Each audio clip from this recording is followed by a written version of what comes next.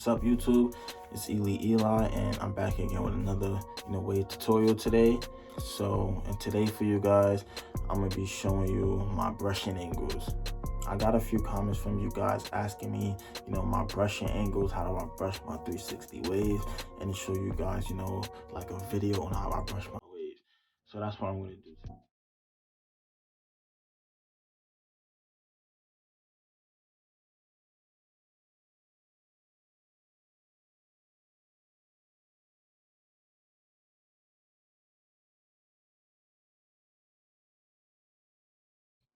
Alright, you guys, that is how I'm looking right now.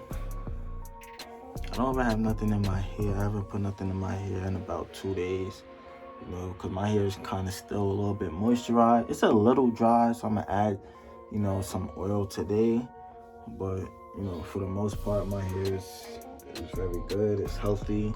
When it comes to your brushing angles, you should know your brushing angles for whatever pattern you're going for.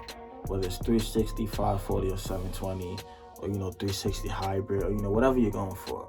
If you're a beginner and this is the first thing that you guys should know is your brushing angles. If you're a 360 waver, well, I'm gonna show you guys how to brush for 360 waves. I can't really speak for 540 and 720s. So basically, when it comes down to 360 waves, if you have 8 angles, you have your top, you have your top left, you got your left side, left back, you got your back. Then you got your right back, your right side, your top right. Those are your 8 angles. I say that you have 9 angles because you can't forget your crown area. And after every brush session, you should always, get some work done in your crown, at least 5 to 10 minutes. If you want to be elite, you can go longer, but at least 5 to 10 minutes. Don't ever neglect your crown. If you start off brushing one way, you must stick to that way. You don't want to mess up your brushing angles, because if you mess up your brushing angles, that can, create forks. It could, your waves could crash, your waves won't connect good. You don't want to mess up your brushing angle. You should start one way and stick to that way. I'm gonna get to showing you guys my brushing angles right now. Today, you guys, I'm using in this new TORINO medium soft brush I picked up. This is a TORINO Pro number 1556. It's a medium soft. I'll leave the link in the description for this. Yeah, you guys, this is a new brush. I haven't brushed with it yet, so if you see some bristles falling out, that's because the brush is very new and I haven't used it yet. When it comes to my left side, I tilt the brush on an angle so my waves could flow. I tilt the brush on an angle and I brush like this, straight down. Start from the crown down and brush. You also remember, you guys, especially if you're a beginner, you want to start off slow, because every brush stroke counts.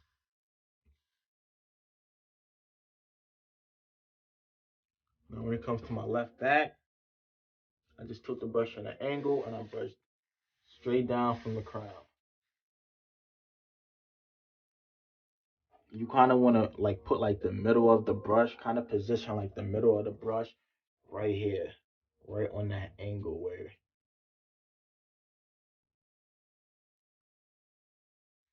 And of course the back is very simple. You just brush straight down.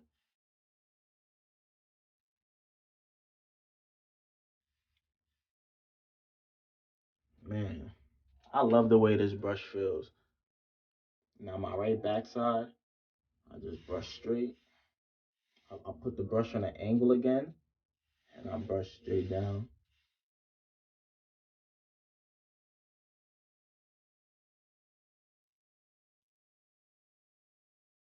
Now my right side. Now this side is tricky because I never used to get waves on my right side until I started tilting my brush. Because before I used to brush my hair like this, straight down, and my waves would never form. So now I tilt my brush just a little bit and I brush like this on an angle.